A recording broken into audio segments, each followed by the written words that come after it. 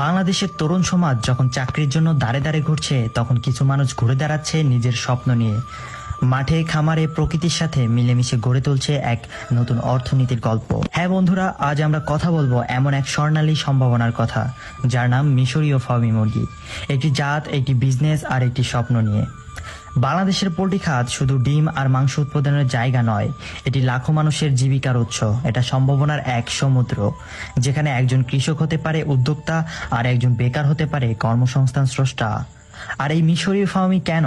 এই মুরগি শুধু দেখতেই সুন্দর নয়, এর মাংস সুস্বাদু, রোগ প্রতিরোধ ক্ষমতা বেশি, খাবার খরচ কম, আর সবচেয়ে বড় কথা, এই মুরগি পালন করে আপনি দেখতে পারেন টেকসই উপার্জনের পথ, স্বপ্ন আর সাফল্যের গল্প। আপনি যদি চান কম খরচে বেশি লাভ, স্বাস্থ্যবান জাত, বাজারে ডিমের চাহিদা সম্পন্ন মুরগি, তবে মিশরি ফার্ম